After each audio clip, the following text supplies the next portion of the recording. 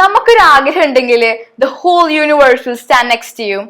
സ്വപ്നം കാണുന്നതിൽ ഒരു അതിരുകളില്ല. നമുക്ക് ആകാശം വരെ സ്വപ്നം കാണാന്നാണ് ഞാൻ പഠിച്ചിരിക്കുന്നത്. Once APJ Abdul Kalam has said that dream is not something that you see while during sleep. Dream is something that you hunt while during sleep.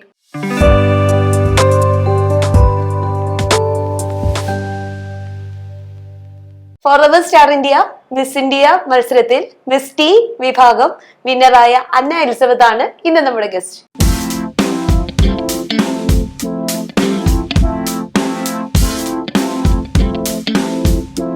Hi Anna. Hi. How are you? I'm going good. What about you? Fine. ഏറ്റവും പ്രായം കുറഞ്ഞ ഒരു കാൻഡിഡേറ്റും കൂടിയാണ്. എന്ത് തോന്നുന്നു ഈ അവസരത്തിൽ? I feel proud. Like ഇത്രയും ചെറിയൊരു പ്രായത്തിൽ ഞാൻ പോയതിൽ എനിക്ക് നല്ല എന്താ പറയുക സന്തോഷം കൂടി ഉണ്ട്. അതുകൊണ്ട് ഈ പുറത്തൊക്കെ പോകുമ്പോൾ ഞാൻ മിസ്റ്റർ ഇന്ത്യയാണ് എന്ന് ഞാൻ പറയുമ്പോൾ എനിക്ക് നല്ലൊരു ഹാപ്പിനെസ്സും കൂടി ഉണ്ട്. സ്കൂളിലും നാട്ടിലും എല്ലാരും ഇപ്പൊ കൂടി ഫ്രണ്ട്സ് ഒക്കെ ആണെങ്കിലും എന്ത് പറയുന്നു? ഫ്രണ്ട്സ് ഒക്കെ പരമസുഖം. അവർക്കൊക്കെ എന്താ ഭയങ്കര സന്തോഷമുണ്ട്. അവർക്കും നല്ല പ്രൗഡാണ്. സ്കൂളിൽ ടീച്ചേഴ്സ് ആണെങ്കിൽ അതിൽ നല്ല സപ്പോർട്ടാണ് ടു ബി ഓണസ്റ്റ് പറയുകയാണെങ്കിൽ. അതുപോലെ തന്നെ സ്കൂളിൽ എനിക്ക് ആദരവൊക്കെ ഉണ്ടായിരുന്നു. ഹെഡൊക്കെ വന്ന് എന്നെ ആദരിച്ചു. റയാൻ ഇന്റർനാഷണൽ സ്കൂളിലെ 8ാം ക്ലാസ് വിദ്യാർത്ഥിയും കൂടിയാണ് നമ്മുടെ ഈ കൊച്ചു താരം. 13 വയസ്സേ ഉള്ളൂ. അതാണ് നമ്മുടെ ഈ ഒരു കാറ്റഗറിയുടെ ഏറ്റവും വലിയൊരു ഹൈലൈറ്റ്. ഭയങ്കര അഭിമാനമല്ലേ? ഭയങ്കര അഭിമാനമാണ്. സ്കൂളിലും ടീച്ചേഴ്സ് ഒക്കെ എല്ലാം എന്ത് പറയുന്നു? ടീച്ചേഴ്സ് ഒക്കെ നല്ല സുഖമായിട്ടിരിക്കുന്നു. സ്കൂൾ അടിപൊളിയാണ്. ടീച്ചേഴ്സ് ഒക്കെ ഭയങ്കര സപ്പോർട്ട്. എത്ര സപ്പോർട്ട് ഞാൻ കിട്ടുമെന്ന് ഒട്ടും പ്രതീക്ഷിച്ചില്ല. ആൻഡ് ഏറ്റവും കൂടുതൽ സപ്പോർട്ട് ചെയ്ത എന്റെ ക്ലാസ് ടീച്ചർ നിഷാമിസിനും എല്ലാ ടീച്ചേഴ്സിനും HM മാമിനും എല്ലാവർക്കും ഞാൻ നല്ല താങ്ക് യു. ഓക്കെ, മോൾക്ക് ഈ ഒരു ആഗ്രഹം എങ്ങനെയായിരുന്നു വന്നത്? സത്യം പറയല്ലോ, എന്റെ ആഗ്രഹം ശരിക്കും പറഞ്ഞ ആക്ടിങ് ഫീൽഡിലേക്കായിരുന്നു. ആണിപ്പോഴും. ആദ്യമായിട്ട് മോള് ചെയ്ത വർക്ക് ഏതായിരുന്നു? ആദ്യമായിട്ട് ചെയ്തത് ഒരു ആഡ് ആയിരുന്നു. അത് ലക്ഷ്മി ഗോപാലസ്വാമിയുടെ കൂടെയായിരുന്നു എന്റെ ഫസ്റ്റ് ആഡ് ഞാൻ ചെയ്തുകൊണ്ടിരുന്നത്. ഈസി ബ്ലാക്ക് എന്നായിരുന്നു പേര്. ആൻഡ് പിന്നെ ഞാൻ വേദാലഗൻസ് എന്നൊക്കെ പറഞ്ഞ തിയേറ്റർ ആഡ് ചെയ്തിട്ടുണ്ട്. തമിഴ്നാട്ടിലൊക്കെ തിയേറ്റർ ആഡ് ചെയ്തിട്ടുണ്ടായിരുന്നു. It was awesome to be honest. ഞാൻ അങ്ങനെ കുറെ ചെയ്തിട്ടുണ്ട്. കൊമേഴ്ഷ്യൽസ് ആഡ്സ് ആയാലും പിന്നെ ഓൺലൈൻ ആഡ്സ് ആയാലും അങ്ങനെ കുറെ ഒത്തിരി ചെയ്തിട്ടുണ്ട്. അപ്പോ പണ്ടേ തുടങ്ങി? യെസ്, പണ്ടേ തുടങ്ങി. കിടക്കണുള്ള അങ്ങോട്ട് ജയ്പൂര് വെച്ചാണ് നമ്മുടെ ഈ മത്സരം നടന്നത്. ഐ തിങ്ക് ഇത് 5ാമത്തെ ആയിരുന്നു. എങ്ങനെ ഉണ്ടായിരുന്നു അവിടത്തേക്ക് അനുഭവങ്ങൾ? അടിപൊളിയായിരുന്നു അവിടുത്തെ അനുഭവം. ജയ്പൂർ ഒന്നാമത്തെ പറഞ്ഞ് കാണാൻ ഒത്തിരി ഉണ്ട്. അതിനേക്കും അപ്പുറം അവിടുത്തെ കാൻഡിഡേറ്റ്സ് ആയാലും അവിടെ ഓരോ ആൾക്കാരായാലും നമുക്ക് എന്താ പറയാ ഒരു സ്പെഷ്യൽ ഇങ്ങനെ എല്ലാവർക്കും സ്പെഷ്യൽ ഒന്നുമില്ല. എല്ലാവരും നല്ല ഈക്വൽ ആയിട്ട് ട്രീറ്റഡ് ആയിരുന്നു. പിന്നെ നല്ലൊരു എക്സ്പീരിയൻസും കൂടി ആയിരുന്നു. ജയ്പൂരിലും കൂടി ആയിരുന്നു. ജയ്പൂർ കറങ്ങാനും പറ്റി. ഇതുപോലെ ഇത്ര നല്ല ഓപ്പർച്യൂണിറ്റി കൂടി കിട്ടിയില്ലേ? യെസ്, അതും ആദ്യമേ തന്നെ നമ്മുടെ ഒരു ഇന്ത്യ ഒട്ടാകെ നടക്കുന്ന ഒരു മത്സരമാണ്. അതെ അതെ, എല്ലാരും ഉണ്ട്. എല്ലാ ഇതൊന്നും ഉണ്ടായിരുന്നു. ഐ തിങ്ക് ഇതൊരു കുറെ നാളത്തെ ട്രെയിനിങ്സും കാര്യങ്ങളും ഉണ്ട്. ഏകദേശം എത്ര നാളുണ്ടായിരുന്നു? 6 മാസം എന്തായാലും ഉണ്ടായിരുന്നു. കാരണം ഞാൻ സ്കൂളിട്ട് വരുമ്പോഴത്തേക്കും ചിലപ്പോൾ ഫുഡ് കഴിക്കണേക്ക് മുമ്പ് ഇവർക്ക് ഓരോ സെഷൻസ് ഉണ്ടാവും. അപ്പൊ സെഷൻസ് പിന്നെ ഇന്റർവ്യൂ പിന്നെ വോക്ക് അത്. അപ്പൊ ഞാൻ ഡ്രസ്സ് സ്കൂളിൽ എത്തിക്കഴിഞ്ഞ് യൂണിഫോം അങ്ങോട്ട് മാറ്റി പിന്നെ അങ്ങോട്ട് ഇങ്ങനെ സെഷനിലും സൂം മീറ്റിംഗ്സ് ഒക്കെ ഇരുന്ന് അങ്ങനെ ചേരായിരുന്നു പണി. പിന്നെ ഫുഡ് കൺട്രോളിങ് പറ്റി അത് ഇതൊക്കെ. പിന്നെ ഫാഷൻ അങ്ങനെ. ഇതിന്റെ പ്രോസസ് ഒക്കെ എങ്ങനെയാണ്? ഇതിന്റെ പ്രോസസ്സിന് ആദ്യം തന്നെ നമ്മള് ഇതിന് വേണ്ടി അപ്ലൈ ചെയ്യണം. രജിസ്ട്രേഷൻ കഴിഞ്ഞിട്ട് കുറെ റൗണ്ട് ഉണ്ട്. ഒരു 5-6 റൗണ്ട് ആദ്യം ഉണ്ടാവും. അത് കഴിഞ്ഞ് സെലക്ട് ആയതിനു ശേഷം പിന്നെയും കുറെ റൗണ്ട് എടുക്കുന്നുണ്ടാവും. ഇപ്പൊ 8 റൗണ്ട് പിന്നെ അതിനുശേഷം നടക്കുന്നത്. അത് കഴിഞ്ഞിട്ടാണ് ഇത്ര റൗണ്ട് കഴിഞ്ഞിട്ട് നമ്മൾ ഗ്രാൻഡ് ഫിനാലേക്ക് എത്തിയത്.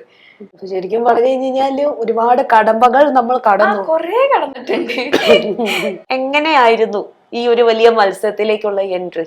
ഇപ്പത്തെ കാലഘട്ടത്തിൽ എല്ലാവരും ഫോൺ അഡിക്റ്റഡ് ആണ്, ഞാൻ അടക്കം. അപ്പോൾ ഞാനൊരു ദിവസം ഇൻസ്റ്റക്കോടെ ഇങ്ങനെ സ്ക്രോൾ ചെയ്തോണ്ടിരിക്കും. പെട്ടെന്നൊരു ആഡ് കണ്ടു. അപ്പൊ എനിക്ക് ഒന്നാമത്തെ മോഡലിംഗ് ആ ഒരു ഫീൽഡിലേക്ക് ഭയങ്കര ഇഷ്ടം. മോഡലിംഗ് ആക്ടിങ് ഫീൽഡിലേക്ക് എനിക്ക് ഭയങ്കര ഇഷ്ടമാണ്. പ്രത്യേകിച്ച് നമ്മള് ടീനേജ് ആണ് ആ കാറ്റഗറി ആവുമ്പോൾ സോഷ്യൽ മീഡിയ പ്രത്യേകിച്ചും നമുക്ക് ഇൻസ്റ്റഗ്രാം എന്ന് പറയുമ്പോൾ ഒറിജിനൽ ആയിട്ടുള്ളതുകൊണ്ട് ഫേക്ക് ആയിട്ടുള്ളതുകൊണ്ട് നമുക്കത് റെക്കഗ്നൈസ് ചെയ്യാന്ന് പറയുന്ന ഒരു വലിയ പാടുള്ള ഒരു കാര്യമാണ്. കൊറേ ഗൂഗിൾ ഇങ്ങനെ സെർച്ച് ചെയ്തിട്ടുണ്ടായി. അപ്പൊ അമ്മയാണെങ്കിൽ ഈ കുട്ടി ഒരു ഫോൺ കണ്ടെടുത്തോടെ കണ്ണൊക്കെ ചീത്തയായിപ്പോ. എന്നിട്ട് അതുകൊണ്ട് ഞാൻ ഇങ്ങനെ ഇരിക്കുന്നു. ഫോൺ നോക്കിയില്ലായിരുന്നെങ്കിൽ ഞാൻ വീട്ടിൽ തീർച്ചയായിട്ടും നമുക്ക് വലിയൊരു ചാൻസ് ആയിരുന്നു മിസ് ആവുന്നത്. അപ്പൊ അങ്ങനെ ഞാൻ ഓഡിഷനിലേക്ക് ഒന്ന് പ്രൊസീഡ് ചെയ്തു. അപ്പൊ അപ്പനാണെങ്കിൽ അപ്പൊ കട്ട സപ്പോർട്ടാണ്. അപ്പൊ എല്ലാത്തിലും കട്ട സപ്പോർട്ടാണ്. അപ്പൊ പറഞ്ഞ നീ നിന്റെ ഗോൾസിൽ ആദ്യം ഫോക്കസ് ചെയ്യണം എന്നൊക്കെ പറഞ്ഞു. അപ്പൊ അപ്പനും അമ്മയും നല്ല കട്ട സപ്പോർട്ടാണ്. അപ്പൊ ഞാൻ പിന്നെ അങ്ങനെ പോയപ്പോഴാണ് രജിസ്ട്രേഷൻ ചെയ്തു. അതിനുശേഷം ഇന്റർവ്യൂസ് ഉണ്ടായിരുന്നു. ഇന്റർവ്യൂ ചെയ്ത് അവര് വോക്ക് കമ്മ്യൂണിക്കേഷൻ എല്ലാം നോക്കും.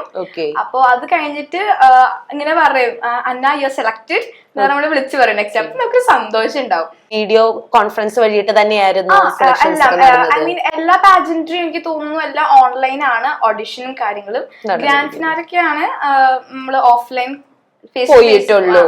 അതെ, ട്രെയിനിങ്സുകളും എല്ലാം അങ്ങനെ തന്നെ ആയിരുന്നു. സത്യം പറഞ്ഞു കഴിഞ്ഞാൽ ഈ സെഷൻസ് ഉണ്ടാവൂലേ അതൊക്കെ ഓൺലൈനിൽ കൂടെ ആയിരിക്കും. ഈ നമ്മുടെ ഡ്രസ്സിങ് അങ്ങനെ ഇങ്ങനെയൊക്കെ നമ്മൾ എന്ത് ഹീൽസ് ഇടണം അതൊക്കെ ഓൺലൈനിൽ കൂടെ ആയിരിക്കും. പിന്നെ ഒരു 3 day ഇവന്റും കൂടെയാണ്, 3 to 4 day ഇവന്റ് ആണിത്. അപ്പൊ ഫസ്റ്റ് ഡേ നമുക്കിങ്ങനെ ഓറിയന്റേഷൻ അത് അപ്പൊ നമ്മള് ഗ്രൂമിങ്, വോക്ക് അങ്ങനെ ഇങ്ങനെ. അപ്പൊ കൾച്ചർ റൗണ്ടിൽ എങ്ങനെ നിങ്ങൾ വോക്ക് ചെയ്യണം അതൊക്കെയാണ് നമ്മൾ പഠിപ്പിക്കുക. അതിന് മുമ്പോൾ എങ്ങനത്തെ ഹീൽസ് ഇടണം, എന്തിടണം, എങ്ങനെ വോക്ക് ചെയ്യണം അതൊക്കെ നമുക്ക് ഓൺലൈനിൽ കൂടെ ആയിരിക്കും സെഷൻസ് പറയാം. ആ സെഷൻസുകളെല്ലാം അതും പഠിത്തവും ഫാഷനും എങ്ങനെ കൊണ്ടുപോയി. അത് ഭയങ്കര പറഞ്ഞു. ആ സമയത്ത് എക്സാം കൂടെ ആയിരുന്നു. ഞാൻ എക്സാം ഒക്കെ സ്കിപ്പ് ചെയ്തു. എന്നിട്ടും പ്രശ്നമൊന്നും ഉണ്ടായില്ല സ്കൂളിൽ നിന്ന്. നല്ല സപ്പോർട്ടും കൂടെ ആയതുകൊണ്ടിട്ട് ഓൺലൈനിൽ ഒരുപാട് സെഷൻസ് ഉണ്ടായിരുന്നു. ഏതൊക്കെ ആയിരുന്നു ആ സെഷൻസുകള്? അപ്പൊ ഓൺലൈൻ സെഷൻസ് എന്നൊക്കെ പറഞ്ഞു കഴിഞ്ഞാൽ ഓഡിഷൻ കഴിഞ്ഞിട്ട് ഇന്റർവ്യൂ ഉണ്ടായിരുന്നു. ഇന്റർവ്യൂവിൽ അവർ നമ്മൾ ആദ്യം തന്നെ നോക്കുന്നത് നമ്മുടെ കമ്മ്യൂണിക്കേഷൻ അങ്ങനെയൊക്കെ ആയിരുന്നു. പിന്നെ നമ്മുടെ വോക്ക് അങ്ങനെ. പിന്നെ അതിനുശേഷം ഒരു 5-6 റൗണ്ട് ഉണ്ടായിരുന്നു. എന്തുകൊണ്ട് നിങ്ങൾ ഈ പാജന്റ് എടുത്തു, എന്തിനാണ് നിങ്ങൾ ഈ ഫീൽഡിലേക്ക് ഇറങ്ങുന്നത്, ആൻഡ് നിങ്ങൾ വുമൺ എംപവർമെന്റ് വേണ്ടി നിങ്ങൾ എന്ത് ചെയ്യും, അങ്ങനെ അങ്ങനെ പറഞ്ഞിട്ട് കുറെ ക്വസ്റ്റ്യൻസ് ഉണ്ടായിരുന്നു. ആൻഡ് അത്യാവശ്യം ടഫ് ആയിരുന്നു അല്ലേ? നല്ല ടഫ് ക്വസ്റ്റ്യൻസും കൂടി ആയിരുന്നു. കാരണം പിന്നെ വെസ്റ്റേൺ റൗണ്ട് അങ്ങനെ ഇങ്ങനെയൊക്കെ പറഞ്ഞു. പിന്നെ നൈറ്റ് ഗൗൺ, പിന്നെ എന്താ പറയാ ഒരു ചിലപ്പോ വെസ്റ്റേൺ ഗൗൺ ഡ്രസ്സിലായാൽ പോലും ആ ഡ്രസ്സ് തപ്പിമ്പോൾ നടക്കണ്ടേ. അപ്പൊ അങ്ങനെ ഇങ്ങനെ പിന്നെ ക്വസ്റ്റ്യൻസ് നമ്മള് ഇങ്ങനെ എക്സ്റ്റംബർ ആണല്ലോ. അപ്പൊ പറയുമ്പോ അങ്ങനെ പിന്നെ ലാസ്റ്റ് Q&A റൗണ്ട് ഒക്കെ ഉണ്ടായിരുന്നു. അതിന്റെ ഇടയ്ക്ക് കുറെ റൗണ്ട് ഉണ്ടായിരുന്നു. ഓൺലൈനിലും കൾച്ചർ റൗണ്ട് നടന്നിട്ടുണ്ടായിരുന്നു. സെലക്ഷൻ, കാരണം ഗ്രാൻഡ് ഫിനാലയ്ക്ക് മുമ്പ് ഒരു സെലക്ഷൻ ഉണ്ടായിരുന്നു. അതിലും ഇങ്ങനെ night gown, culture round, western wear അങ്ങനെ ഇങ്ങനെ പറഞ്ഞിട്ട് കുറെ ഉണ്ടായിരുന്നു. അപ്പൊ അതിലും ഇങ്ങനെ പിന്നെ സൂം മീറ്റിംഗ്സിൽ കൂടെ നമ്മളോട് ക്വസ്റ്റ്യൻസ് ഒക്കെ ഇങ്ങനെ ചോദിക്കും. പിന്നെ നമ്മുടെ ഡൗട്ട്സ് ഒക്കെ അവർ ക്ലിയർ ചെയ്ത് തരും. അത് നല്ലൊരു കാര്യമായിരുന്നു സത്യം പറഞ്ഞു കഴിഞ്ഞാൽ. നമുക്കിവിടെ അവര് ഓൺലൈനായിട്ട് തരുമെങ്കിലും നമുക്ക് ഇവിടെ അല്ലേ നമ്മൾ പ്രാക്ടീസ് നടക്കുന്നത്. അപ്പൊ ആ പ്രാക്ടീസിന് സപ്പോർട്ട് ചെയ്യാൻ ഇവിടെ ആരെങ്കിലും ക്രൂസ് ടീംസ് ഒക്കെ മോൾക്കുണ്ടായോ? വോക്കിന്റെ കാര്യത്തിലൊക്കെ ആണെങ്കിൽ ഞാൻ തന്നെ ഒറ്റയ്ക്കിരുന്ന് പഠിച്ചത്.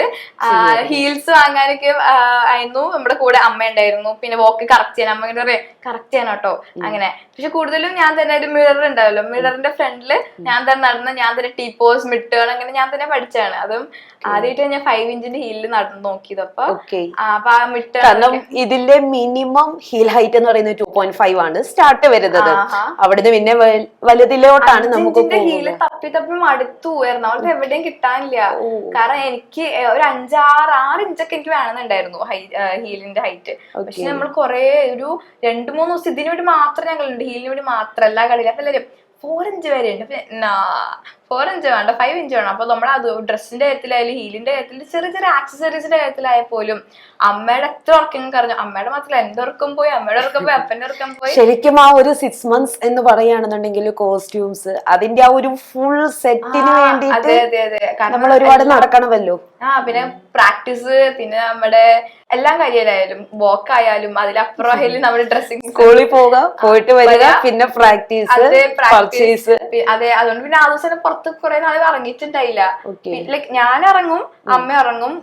ആക്സസറീസ് ഒക്കെ കുറെ വാങ്ങാണ്ട്. നമ്മൾ വിചാരിക്കണ പോലെ നാഷണൽ ലെവലും കൂടി ആണല്ലോ. തീർച്ചയായിട്ടും. അതുകൊണ്ട് കുറെ കാര്യങ്ങളും ഭയങ്കര ഹാർഡായിരുന്നു. ക്വസ്റ്റ്യൻ റൗണ്ട് ആയാലും എല്ലാം നല്ല ഹാർഡുള്ള ഒരു ഇതായിരുന്നു. കാരണം നമ്മൾ കിട്ടിയ നമ്മുടെ പ്ലാറ്റ്ഫോം എന്ന് പറഞ്ഞു കഴിഞ്ഞാല് നോർത്ത് ഇന്ത്യൻസുകൾ തന്നെ തിളങ്ങുന്ന ഒരു വലിയൊരു പ്ലാറ്റ്ഫോം കൂടിയിട്ടാണ്. അപ്പോൾ അത്രയും വലിയൊരു പ്ലാറ്റ്ഫോമിലേക്ക് വരുമ്പോൾ നമുക്ക് അതിൻ്റെതായ ഒരു പ്രിപ്പറേഷൻസ് അതെല്ലാം വേണമായിരുന്നു താനും. എല്ലാരും മികച്ച എല്ലാത്തിനും നല്ല അടിപൊളിയായിരുന്നു എല്ലാവരും. പിന്നെ അവിടെ പോയപ്പോൾ എനിക്ക് ഏറ്റവും കൂടുതൽ നമ്മുടെ ഫ്രണ്ട്സ് കുറെ ഉണ്ടായിരുന്നു. അപ്പൊ അവര് കൂടുതലും ഹിന്ദിക്കാരായതുകൊണ്ട് എനിക്ക് അധികം ഹിന്ദി ഞാൻ അത്രയും ഫ്ലുവന്റും കൂടി അല്ല.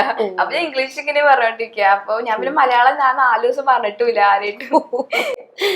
ഒന്നാമത് വേറെ സ്റ്റേറ്റുകാരും കൂടിയാണ്. നമ്മുടെ കൂടെ പാരന്റ്സ് ഉണ്ടാവില്ലല്ലോ, കാരണം പാരന്റ്സിന് അക്കോമഡേഷൻ ഇല്ല. നമ്മുടെ കാൻഡിഡേറ്റിന്റെ കൂടെ ആയിരിക്കും ഈ 3 ദിവസം സ്റ്റേ ഒക്കെ.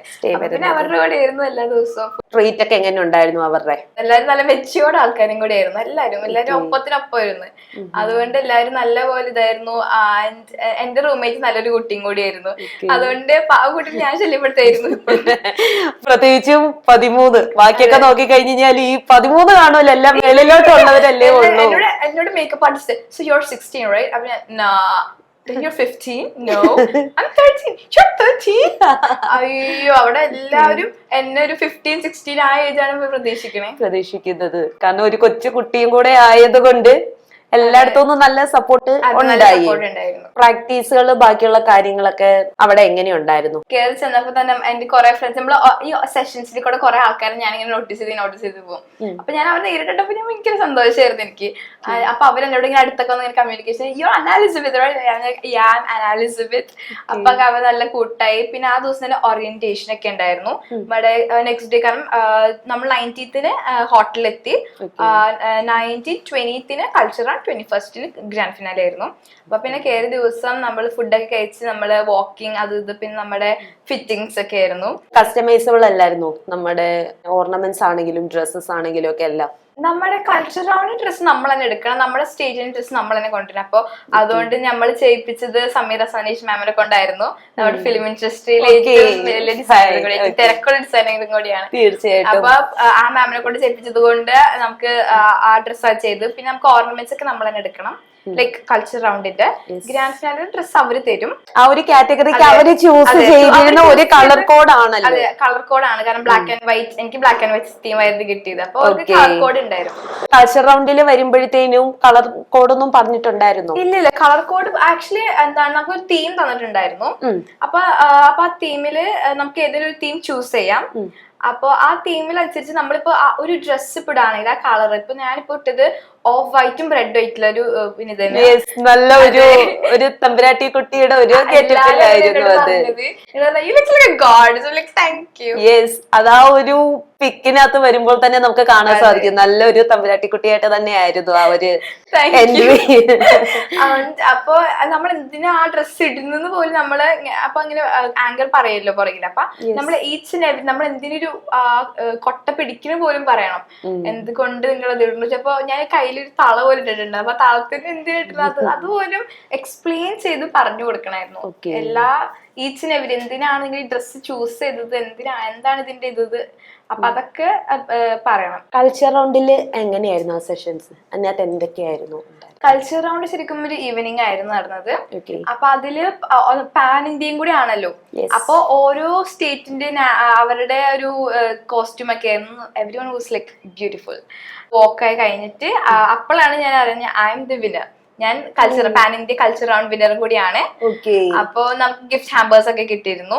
നമ്മുടെ ഈ പരിപാടി കഴിഞ്ഞ് നെക്സ്റ്റ് ഡേ ആണ് ഗ്രാൻഡ് ഫിനാലെ. ഗ്രാൻഡ് ഫിനാലേക്ക് ഒരു ഗാല പാർട്ടിയും കൂടി ഉണ്ടായിരുന്നു. Gala party was like awesome.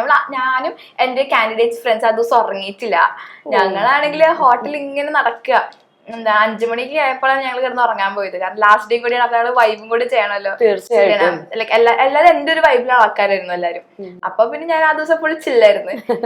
എല്ലാ കാൻഡിഡേറ്റും അവരുടെ ഇഷ്ടപ്പെട്ട റൂമിലൊക്കെ പോയിട്ട് ചില്ലായിരുന്നു. ലാസ്റ്റ് ഡേയും കൂടിയാണല്ലോ. കൾച്ചർ റൗണ്ടിൽ ക്വസ്റ്റ്യൻസ് അങ്ങനെ എന്തെങ്കിലും ഒക്കെ? കൾച്ചർ റൗണ്ടിൽ ക്വസ്റ്റ്യൻസ് ഉണ്ടായിരുന്നില്ല. ഈ നമ്മുടെ ഗ്രാൻഡ് ഫിനാലേക്ക് എത്തണേക്ക് മുമ്പ് ഉണ്ടായിരുന്നു Q&A റൗണ്ട്. 2 Q&A റൗണ്ട് ഉണ്ടായിരുന്നു. ഒന്ന് ഓഡിഷൻ കഴിഞ്ഞിട്ട് ഒരു Q&A. അത് ഞാൻ പറഞ്ഞില്ലേ, ഒരു മാം വരും ഓൺലൈനിൽ, എന്നിട്ട് ഇന്റർവ്യൂ ചെയ്യും. അതിൽ നമ്മുടെ കമ്മ്യൂണിക്കേഷൻ സ്കിൽസ് എല്ലാം നമ്മൾ നോക്കും, എന്നിട്ട് റിപ്പോർട്ട് കാർഡ് അയച്ചു തരും. ഓ, അതിനകത്ത് ശരിക്കും വാക്കിംഗ് സെഷൻ ആണ് വരുന്നത് കൾച്ചർ റൗണ്ടിനകത്ത്? കൾച്ചർ റൗണ്ട് വാക്കിംഗ് സെഷൻ മാത്രമാണ്. ലൈക്ക് നമ്മുടെ ഡ്രസ് പിന്നെ നമ്മുടെ എവിടെ നിന്നാണ് വരുന്നത്, മൈക്ക് ഉണ്ടാവും. അപ്പൊ അങ്ങനെ പറയാം. ആ ഒരു ടോക്സേ അതിനകത്ത് വരുന്നുള്ളൂ. അതെ. ഓക്കെ. ഗ്രാൻഡ് ഫിനാലെ റൗണ്ട് അവര് തന്നെ തീം സെറ്റ് ചെയ്തിട്ടുള്ള അവരുടെ ഡ്രസ്, അതില് ക്വസ്റ്റ്യൻ ആൻസർ സെഷൻ. പ്രത്യേകിച്ച് ഒരു നാഷണൽ ലെവൽ ആവുമ്പോഴത്തേനും എങ്ങനെ ഉണ്ടായിരുന്നു മോളുടെ ചോദ്യങ്ങളൊക്കെ?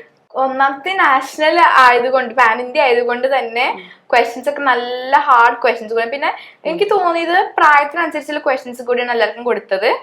അപ്പൊ എന്താണ് ഞാൻ പറഞ്ഞു, കാരണം നമ്മളിങ്ങനെ എക്സാമ്പിൾ അടിപൊളിയായിട്ട് പറയുന്നോണ്ട് ഇങ്ങനെ പറഞ്ഞു ആൻസർ പറഞ്ഞ് റിസൾട്ട് വരുന്ന ആ ഒരു മൊമെന്റ് എന്തായിരുന്നു ആ സമയത്ത് ഒരു ഫീല്? ആ ഫീൽ ഉണ്ടല്ലോ, എനിക്ക് ഗൂസ് ബംസ് പറയുമ്പോ നല്ലൊരു ഫീൽ. കാരണം നമ്മളിങ്ങനെ നിക്കായിരിക്കും, എല്ലാം കഴിഞ്ഞ് റാം കഴിഞ്ഞ്. അപ്പൊ നമ്മള് may I call Anna Elizabeth as a winner എന്ന് പറയുമ്പോ നമുക്കൊരു സന്തോഷം, ഒരു ഗൂസ് ബംസ് ഒക്കെ വരും നമുക്ക്. കല്ലെന്ന് തിരിച്ചൊരു കല്ലങ്ങോട്ട് എറിയും. എന്നെ അങ്ങനെ ആരും അറിയണ്ടായില്ലേ, എറിഞ്ഞ് തിരിച്ചെറിയോ ഉറപ്പാണ്. No worries.